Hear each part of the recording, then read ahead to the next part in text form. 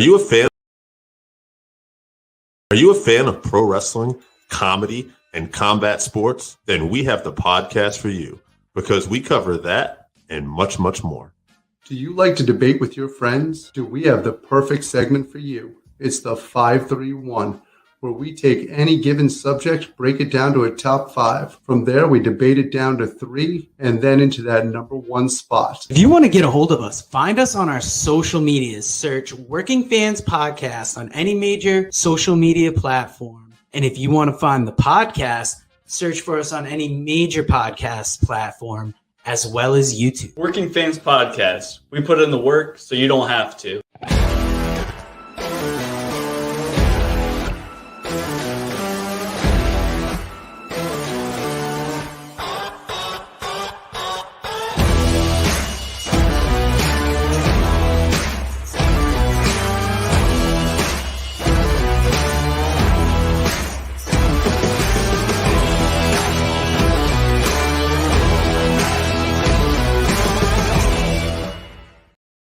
Fans, welcome back for a special Summerslam review brought to you by the Pro Wrestling Vault, Volume 1, and Lance by Chance, written by Vinny Barry, available at WrestleVille.com. Super Vows and Pas de Deux, written by Kevin Kelton, available on Amazon.com, where you can also get I'll Be Here All Week, written by Ward Anderson, and Blood and Fire, written by The Sheik. We are brought to you by the great people over at Connecticut People Records. And since it is so late, I'm going to bring in AJ Strange Brew to talk SummerSlam 2022. And I would say, at least in my opinion, I was looking forward to this event. I look forward to it every year, but especially with Vince McMahon not there, I was interested to see maybe what the first fingerprints of the next regime would be. If this is a taste of what we're going to get from this new regime, sign me up. I enjoyed it a lot more than a lot of the events this year. So really good out of the box. Yeah, now, before the event, I kind of had some pre-show thoughts. I was 50-50 on Austin Theory cashing in. It seemed like it would be the right time. He was teasing towards it, but then I was also thinking, like, why not hold it off? I figured there'd be one surprise on the show. I thought it might be The Fiend. My choices were Roman, Bianca, Usos, McAfee, Liv, Lashley, Logan Paul, and Balor Priest. So I was close with most of those. I didn't know this was in a football stadium going into it. I know they had pushed it for Money in the Bank, and then that fell apart. So I assumed this was just going to be an indoor arena. I think they said arena at a couple points. I thought with Flair moving away from the fairgrounds that maybe they were going to hold it there. Yeah, that makes sense. That would have been nice. But Nissan is a good stadium. It is where the the Titans, the old Oilers used to play. So it is a great place to watch sports. I just don't like the sound in the open arena. I think that sometimes it's hard to gauge the crowd in an open arena, and sometimes it feels like you don't have the momentum that you do have from the crowd. Definitely. Now, Randy Osga reading our thoughts. Show started off hot with the women's match, and let's get to that ladies match. You had Bianca versus Becky to kick off the show. What did you think about this in that first spot of the night? I think it's a good way to start the night. I think people are really behind Bianca right now. And obviously Becky Lynch always delivers. And it was a good way to turn Becky Lynch face. The crowd, similar to Seth Rollins, the crowd wants to cheer for Becky. Even when she's doing this gimmick that she's doing right now, the crowd wants to be behind her. So why not give the people what they want? And Bianca got that win, kind of getting back for the loss last year. So it was nice how that story came around. And it was a good match. I mean, I thought it was solid. Sometimes their timing's a little off just because I think of how strong Bianca is and how light Becky Lynch is. I think sometimes she overpowers her a little too much. But overall, I think their chemistry's good. Yeah, I enjoyed this. Bianca got the win in 15-10, and the Fiend was not the surprise because Bailey comes out at the end of the match. Dakota Kai comes out at the end of the match. And then when I thought enough people couldn't have come out, Io Shirai comes out at the end of the match. Well, Now, the art. am I wrong here? Is her new name Io Sky? Because they said it multiple times. So the announcer, first Michael Cole said Io Shirai, and then Corey Graves multiple times afterwards said Io Sky. And then there is an article, and we will give credit to him. I looked up on PW Insider. They did say that there is a name change and that it is actually going to be Io Sky going forward. And that's weird because usually when you get that kind of odd name change, it's a Vince move. I know Io Shirai used to be the Princess of the Sky, so it's not that it doesn't work. It was just it was an odd move for such a forward-thinking move because I wasn't.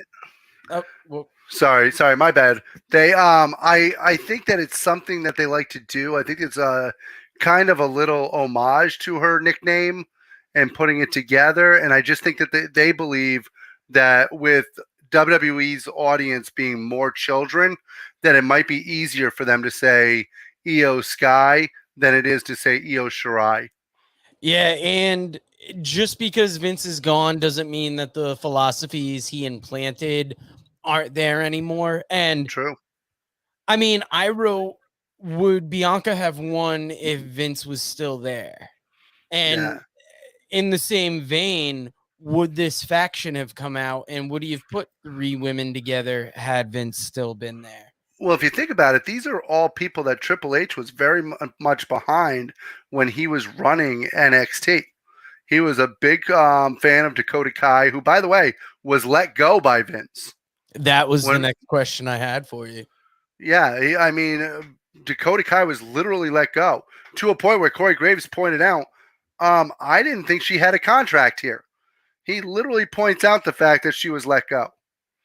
And she came back with a different look, different music. I enjoyed it. And this is one of those things, like, I was interested in Raw anyways. Like, I'm going to be keeping up with the WWE pay-per-views more now that Vince is gone.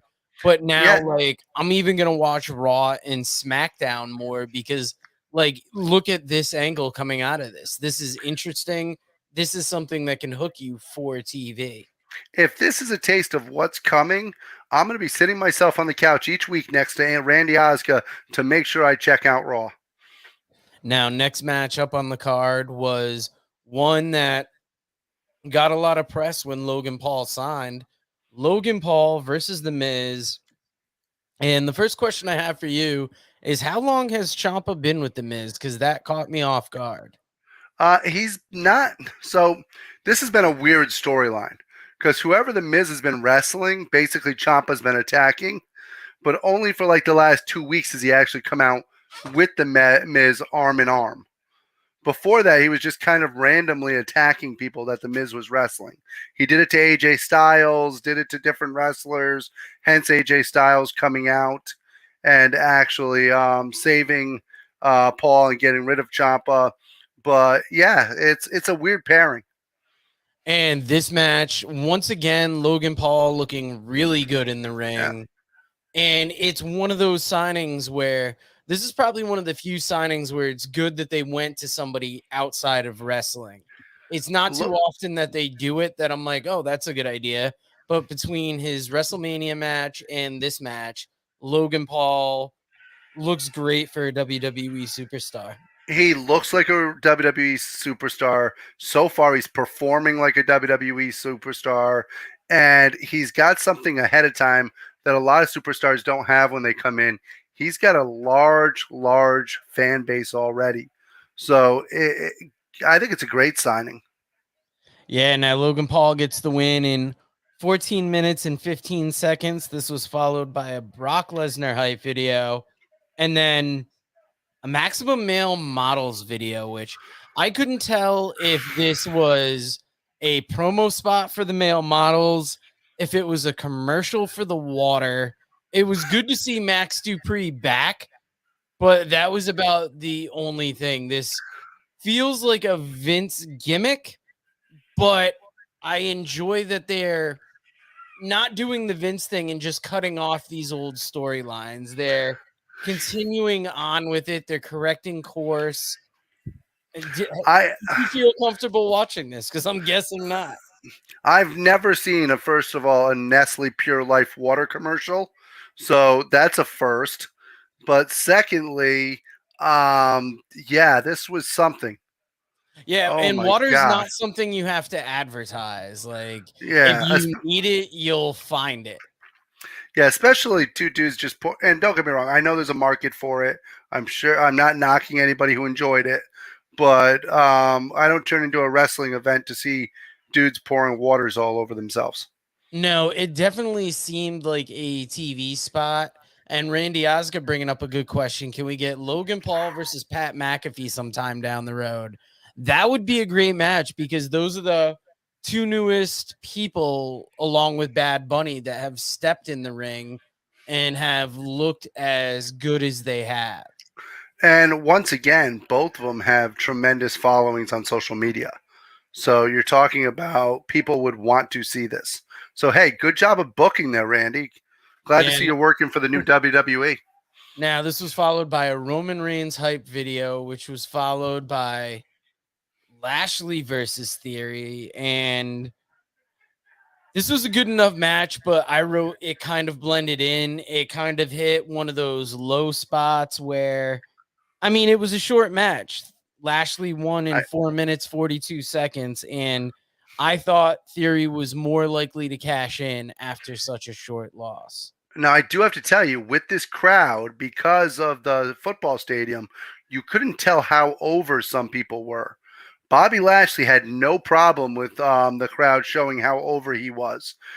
This is a guy, the Almighty, who is over to the hilt. If you're going to put somebody over Roman Reigns eventually, this might be the guy to do it because he is on fire right now. Yeah, now I enjoyed the match, even though it was short. But like I said, the shortness of the match led me to believe he was cashing in later in the event. So I had a feeling he was going to cash in. I thought the same thing you did. Typically, when somebody loses in that fashion earlier in the evening, they do something to make it up to him. And as a matter of fact, the same thing happened when he lost to Lashley the last time. He ended up winning the Money in the Bank. Yeah. Now, this was followed by a Kurt Angle biography commercial. Have you watched the newest round of biographies yet? I have not watched all of them yet, but I will be tuning into the Kurt Angle one. It looks fascinating. It looks like it's going to delve into his children, delve into how everything affected his life. It looks fascinating. Yeah, they played this a couple times, and both times I saw it, I was like, ooh, if there was one I was going to check out, they got you emotionally invested with this. Now, this was followed by the Judgment Day, Balor and Priest versus the Mysterios. And this match, it was a good tag match. I was keeping an eye on this match because once again, with Vince being out, I looked at how would tag teams be treated, and especially something you built up to here. And while it was a good tag match, the Mysterios winning in 11:08, that was not the ultimate focus of this match, with Edge finally making his return with that great Brood style entrance. What did you think of this match? The match was inconsequential, to be honest with you. It was a way to bring Edge back again. It really had nothing to do with the tag match. It's not like I don't think he's going to be paired up with the Mysterios going forward, where they're going to be like the new Brood or something. It's just basically Edge versus the Judgment Day. The one thing I am happy about with it is that Rhea Ripley is back, and because she had faced those medical problems when she accidentally kneed herself in the skull. And she had all those medical problems right afterwards because of it. So to see her back and performing again, I'm very happy about that. Yeah, and I noticed with the first match when Bayley, Io, and Dakota faced off with Bianca, Becky kind of stood up with her. So you're seeing definite foes pop up for people, and you're seeing alliances. You saw it at the end of that match, and you saw it at the end of this match where Edge sided with the Mysterios. Like you said, I don't think it's going to become a 3-man team, but we are setting up angles, we're setting up alliances, and less in a haphazard way. It might just be in my own head right now. Wait a minute, Joe. I got to ask you. Are you suggesting that in the WWE, they might actually use logic, build storylines, and do things that make sense? That's what I was about to say. I don't know if it's in my own head, like if I'm projecting it on WWE since Vince isn't there, but the stories that were presented in this show that we saw didn't necessarily come out of nowhere.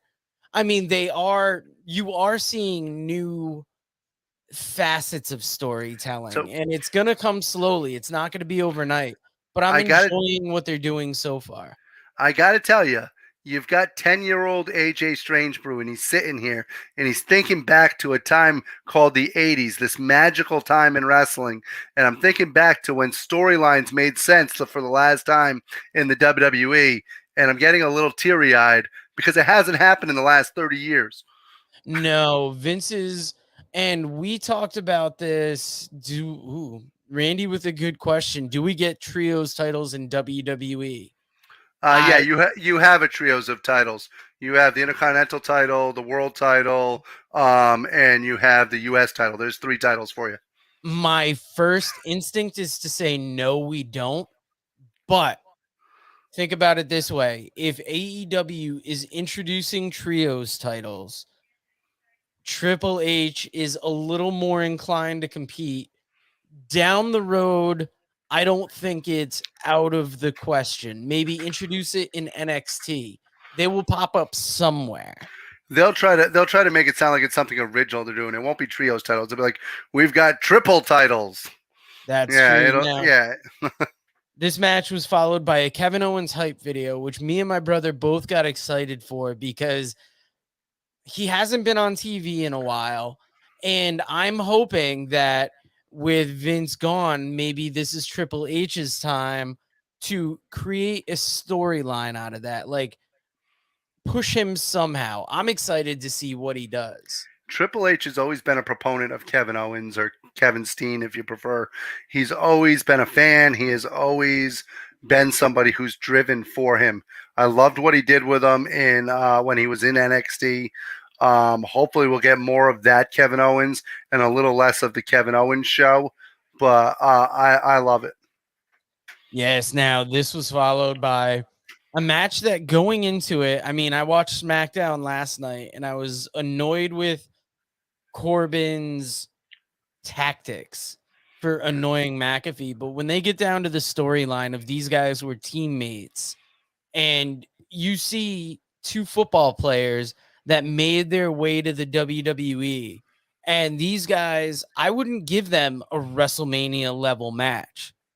I don't even know if I'd put this on Royal Rumble, but SummerSlam felt like the right place for it. And I thought they built it up real well. See, I was annoyed by the build-up just because it was silly antics and stuff like that. That's just not my thing. However, I did enjoy the match. I always find Pat McAfee to be way more athletic than you expect an NFL kicker to be. And I thought that they kind of beat the crap out of each other, so I enjoyed it. This was Corbin's best match in a while. I liked McAfee using the choir for his entrance. I don't know if that's going to be his new song going forward. I mean, minus the bum-ass Corbin or whatever they say. Although that was entertaining. You don't hear a church choir sing bum-ass very often. No, and McAfee won this match 10 minutes, 39 seconds. How would you describe that finisher? Because I have it written down, Canadian Destroyer, ? Which I don't think it was. It was almost like a sunset flip where he like hooked his legs under the arms. It was innovative for him. So I'm going to tell you what my first thought was. My first thought was that it was a slap at Adam Cole and that he was going to go for a Panama Sunrise. It looks similar to that, yeah. Yeah, but I don't know what the hell that was supposed to be at the end. It basically just turned into a really bad sunset flip where he landed on his head. I will have to go back and watch it because I thought it was an amazing finish. And Randy has an interesting question. Is Corbin, he says unrated in WWE. I think he means underrated. Yeah. And no, I think he's been booked terribly under McMahon, and he's an athletic guy. I don't think he has no charisma. Yeah, and let's see how he does under this new regime. Underrated? No. He has a ton of potential because we saw it in this match. He didn't look bad. No, he's athletic. He's a big guy. He's athletic. The gimmick that they have him in right now, he's got no charisma whatsoever. I liked him better when he had a darkest, brutish side when they first had him in NXT, where he just was the lone wolf that attacked people and was his own man. Yeah, Biker Corbin just cut the hair because the hair looked silly as hell. Yeah, I think that we need to mention Josh DeBoard here because there's new leadership in WWE, but he's still the RSH champ. Oh man, I was gonna invite DeBoard for this recording, but I wasn't sure if he'd still be up. And Josh, one reason we were really excited to watch this tonight is specifically that new leadership and to see how it would play out. 857 days. I'd like to point out that's longer than your tribal chief. Yeah, RSH champ. Nobody can unseat him. Maybe one of these days we'll have to find our way onto his show and steal that title in predictions. I had a chance this week, but I got screwed over by work.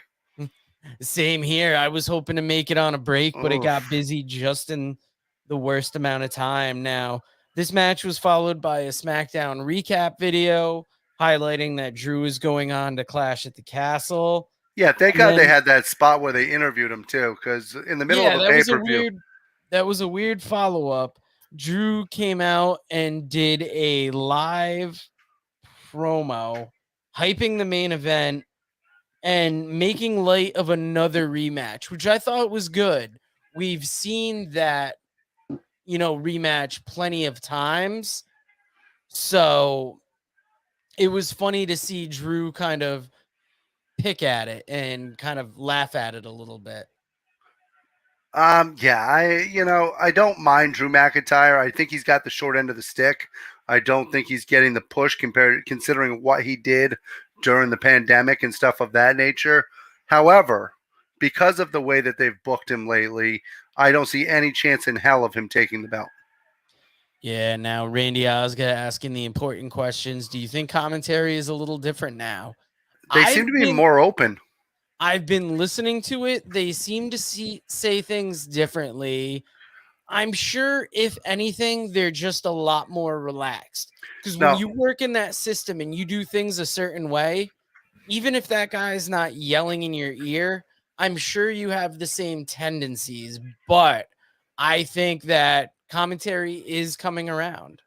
Michael Cole flat out said during the pay-per-view tonight, he flat out said, because Corey Graves said to him, wow, you're a little off kilter tonight. And he said, well, I'm not being told what to say anymore. I'm being able to actually speak from his heart. So he literally came out and said that he's not being micromanaged anymore. Yeah, I thought I heard something that said, like, there's been a lot of changes here. Yeah. There was a few interesting lines. And do y'all think Drew is the one to take the belt at Clash at the Castle? No, but you do get a European name on that show. Yeah. Roman, he's been quite the champion, so it'll be interesting to see who ends up taking that from him. I mean, it could be Theory. Theory in the long run might end up actually taking the belt at some point, but I don't see it. See, that's interesting. I was wondering if Theory's almost out of consideration now that Vince is gone, but the match that followed this was one that I think everybody was excited for. Special guest referee judging the Usos versus the Street Profits, undisputed tag team championships, and God, what a match.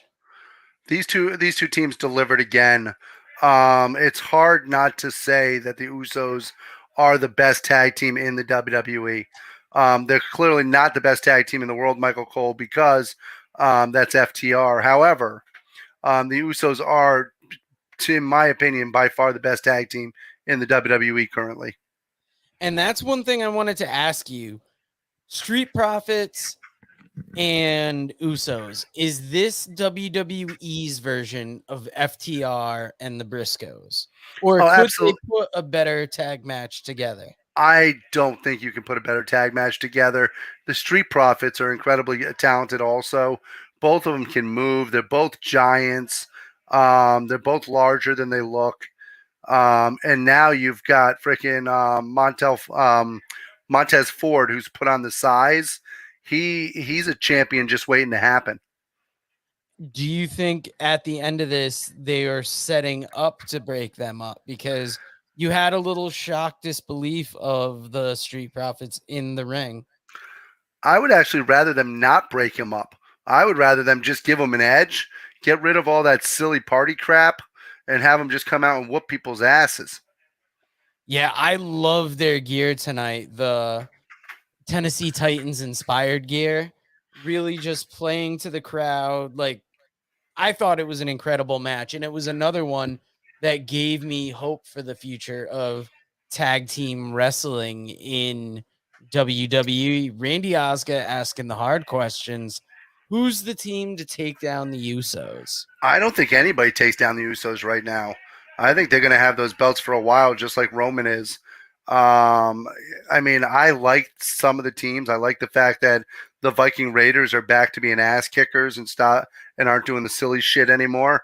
I do not like currently what they're doing with freaking Kofi and Xavier Woods. I think that they need to make them a little bit more serious of a tag team again. But other than that, can you think of a tag team that even comes close to lacing up their boots? Randy and Riddle once Randy Orton comes back, but that would be something that would have to be built up. You couldn't just bring Randy back and 2 weeks later. To me, I mean, it would either be the Street Profits or Randy or Orton and Riddle, but one of my Orton and favorite Riddle teams by Rumble. one of my favorite teams seems to be done. The Dirty Dogs. I enjoyed the Dirty Dogs, but they never treated them seriously, and they've turned Chad Gable and frickin' Otis into a joke. So, unfortunately, they've pretty much killed the rest of their tag team roster. Yeah, hopefully going into Raw now, we can start building up some teams and reestablishing that tag division. Now, The I now the had it NXT. noted that the show. No, What were sorry, you Joe. saying? Sorry, Joe. I was just going to say the NXT roster actually has a much better tag team roster right now because they've been mixing in teams from Europe. So you're getting a lot more good tag team matchups. Yeah, now I had a note here that the show was paced really well at this point because we were like, God, we're almost through the show, 3/4 of the way through the show, and it didn't seem like it took that long. Now we had, I'm gonna kind of summarize the next 4 points quickly. We had a Charlotte Flair video package. We had Kid Rock kissing a fat girl. We had Riddle storming the ring, calling out Rollins and whatever that was, followed by a Liv Morgan Rousey hype video, which led to Liv Morgan and Ronda Rousey for the SmackDown Women's Championship. And before I give you my opinions on this match, what did you think? Well, I want to give some quick shots here, real quick. One, nobody gives a shit about Charlotte. Two, nice to see how close Kid Rock is to his daughter. Three, the hype video for Liv and Ronda Rousey was actually very well done. Yeah, now Liv versus Rousey, this match was very short with Liv Morgan getting the win in 4 minutes and 34 seconds, which I think, like we said about her Money in the Bank cash in, for her to credibly beat Ronda Rousey, it would have to be in a short match. So that part of it made sense. But They did what they had to do in this match, to be honest with you. I mean, literally, she won the match because the ref didn't see a tap out and Ronda Rousey's shoulders were on the mat. I mean, how else are you going to do this? In what way are you going to make this believable that Liv wins? And I don't think we would have seen a finish like this necessarily if Vince was around. So I didn't hate the finish, but it just felt super short. And it was almost like, why did we make this match for this event? But I mean, We got in, we got out unharmed. And that brings us to the. Let me see if we have any videos before the main event. Yes, Oh, Saturday, yes. Oh, September yes. 3rd, 5 weeks away from Clash at the Castle. Cool.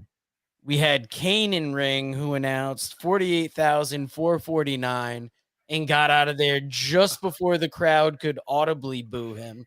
All right. First of all, you put some respect on Mayor Kane's name. Yeah, the mayor of Knox County. They previewed NXT 2.0 this week that has looks like a 4-way match for the women's tag titles, which if you watched last Tuesday, and this was one of the few parts of NXT I caught, Medusa pulls the women's tag titles out of the garbage, or they had a section with the garbage. Medusa comes in, sets up this match. Once again, I'm a little more excited for NXT now that Vince McMahon doesn't have his hands on it as much. It's going to take some time because they really did some damage to that show. But I mean, this is hyping up another interesting facet of the show. Yeah, Vince McMahon basically turned NXT into what it was, the black and gold brand, back into a 1990s Saturday morning show. So he did some damage to it. Yes. Now, followed by a Roman Brock hype video and the main event, last man standing, Brock Lesnar versus Roman Reigns. This match went 22:58, and this was one of the best matches I've seen in a while from WWE. I went into it thinking it's going to be, they've done the last man standing. They've done it with these two. How could it get any better? And they upped it. Just what they did with the tractor in the ring at the end was something I have never seen. Well, we have an expert here watching. Randy, how good was Brock Lesnar's tractor skills? I mean, you know what it's like to use that tractor on the farm. How good was Brock Lesnar's skills?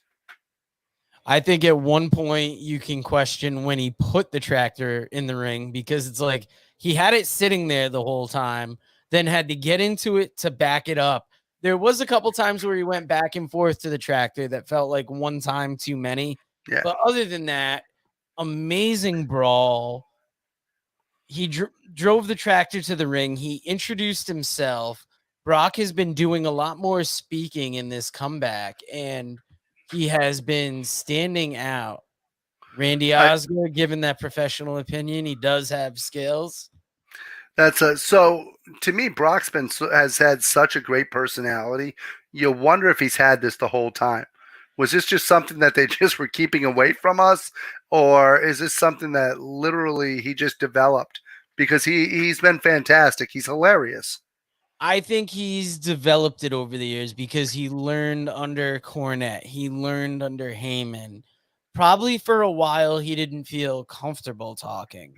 But then WWE placed such a premium on Brock Lesnar as a commodity that he started, I'm going to call it an ego, but he started feeling himself a little more. Yeah. And then that's when he started talking on his own. And that has set him apart. Now, I enjoyed this main event way more than I expected. They beat the living hell out of each other. Yes, they did. And how about Heyman taking that F5 through a table? That is something I don't think we've ever seen him take. And that was an interesting little, facet of it. Michael Cole going crazy during the match. He might need to calm down for his health. Well, Corey Graves was too. His health, I'm sure his blood pressure and his heart rate is like 50% less than it used to be without Vince in his ear. Yeah. He can still summon that emotion and not like worry himself. But then I enjoyed the commentary tonight. For this main event, I enjoyed the commentary. The commentary added something to it to me because they both truly seemed like they were worried for the health of everybody involved in this match. Yeah, now this thing was crazy. Roman Reigns getting the win in the end. At first, I wrote Theory cashes in ? He got F5'd on the briefcase, but they clarified that. Yeah, they clarified that for us. And that kind of sucks because now you've got your Money in the Bank briefcase gone like a month after the event. So there's no like anticipation for the rest of the year. It No, he seems- did not. No, he didn't cash it in. They clarified that. Oh, They said that wow. was not able to cash it in. That before the ref could actually signal for the bell for him to join into it, they clarified this already at the end of it. They Michael Cole and Corey Graves both were. He did not get it in. He does not. In theory, they showed him at the end walking away with the briefcase. Okay, that's weird then. It's like, then why bring him out? Because he was gonna cash it in, and Brock fived him like he has every time he's seen Brock. See, that's what's weird sometimes with those Money in the Bank cash-ins, like when it's like an official cash-in almost. Yeah, it's hard. That's it's always been so nip and tuck when they do that. It's hard to tell what's going to happen. But guys, AJ Strangebrew has been under the weather this weekend. We don't want to keep him any longer. So before I go into my quick Starrcast rundowns, AJ, why don't you give us some final thoughts on the show? And then we will see you possibly Friday. Yeah, for those of you who don't know, I had an incident yesterday with my throat, and I feel like I have razor blades in it. But I want to give you some quick thoughts on the show. SummerSlam, absolutely amazing show. We love what happened. I like the direction the WWE's going in now. And for those of you, and thank you for that, Randy. I appreciate it, brother. For those of you who are going to tune into Starrcast tomorrow, I will be watching that also. I just want to say real quick that I do believe that this will be Ric Flair's last match. The differences between his other last match with Shawn and those guys was that at that time he was in health where you knew he might come back. Whereas this time, I'd like to make sure that this is his last match because I really don't want to see somebody die in the ring. But guys, everybody, thank you very much for your well wishes. Joe, thank you for having me on as always. And guys, enjoy your SummerSlam weekend.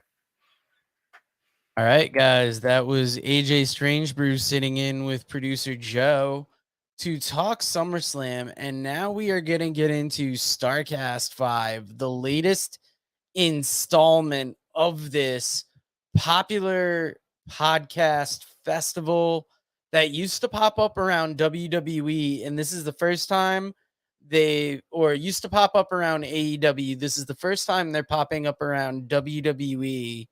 And there is a great lineup of panel shows on this. And we're going to go kind of briefly through the first couple days offerings and talk to you about what we saw. Now, first up was the roast of Ric Flair. This was originally supposed to happen when Rick got sick and it got put off. And I thought the roast of Ric Flair was hilarious. The first comedian out of the gate had me. Some of the other comedians were great. Some of the celebrity appearances weren't as good, but you have to give it up to Rick's ex-wife for being there because you knew a lot of jokes were going to come her way. Now, that was last night. Today, kicked off with the Major Wrestling Figure podcast. I tuned in about halfway because when I turned this on, when it was just starting, they were having some technical difficulties, so I couldn't watch the early show. I saw Danhausen was sitting there too, so I could care less. I tuned in later in the show when they were talking wrestling figures. And one thing I want to mention, let me get it out from behind here. When they were going through Ric Flair figures, they showed this one, and it's the WCW one. And I always wondered what age this came from. Did it come from WCW? Was it more AWA? And when they brought it up, Brian Myers talked about how when you played with these, the paint would definitely come off. And I don't know if you can see there, but he's got marks on him. My buddy got this toy used, and it's definitely seen some wear and tear, but it was cool to see this pop up on there. And then Miro was their special guest to end out that show. So I thought that was a great panel, and it kicked off a lot of interesting ones. Now, the next one was Chris Van Vliet with Claudio Castagnoli. I'm not as familiar with Chris Van Vliet's podcast, but this was a good sit down. It was interesting. TJ Wilson even sent in a question, and I would have more to say about this panel, but it kind of blended in because the panel that followed this up was Oral Sessions with Bryan Danielson, and this was an amazing panel. They talked about talking smack. They talked about the incident with the Miz, which I like that Bryan almost didn't want to give the behind the scenes of it. Talked about how much he hated filming reality TV. And this is my favorite panel so far of the day. Now, the panel that I thought was going to be the best, Last Ride with the Four Horsemen, it was a good panel, but to me, it didn't quite live up to the expectations. You had problems with Ric Flair's mic early on. Barry Windham, unfortunately, didn't say a ton. Arn and Tully, still great talkers. I think they did the heavy lifting on this panel. Rick can be an okay talker when he gets into it, but it doesn't always seem like he's necessarily behind what he's talking about. Like, he has to seem extra invested to seem interested. So the panel was good, but like I said, it didn't meet my expectations. And then the final panel that I watched today was 30 Years Later with Bret the Hitman Hart. And honestly, we had just finished up the Four Horsemen panel. We were watching this. There was a couple of us talking, so I didn't pay as much attention to this panel as I would have liked. This is what I'm going to have to go back and watch. But overall, first real day of Starrcast, second technical day, I thought this lived up to the hype. Now, tomorrow, I'm going to be running a review, hopefully, of Ric Flair's last match. We will include the second day of third technical day of Starrcast. And I will also, if I'm lucky, review the New Japan Music City Mayhem, I believe, show it was called today. The only shows I haven't really watched are the New Japan show and the GCW show. So let us know in the comments what matches you like the most from this weekend so far. What Starrcast panels were your favorite? And let us know, what match, what promotions you're watching. Sorry, guys, it's late. I got to get to bed because we're going to be covering this tomorrow. Thank you for tuning in, and I will talk to you again next time.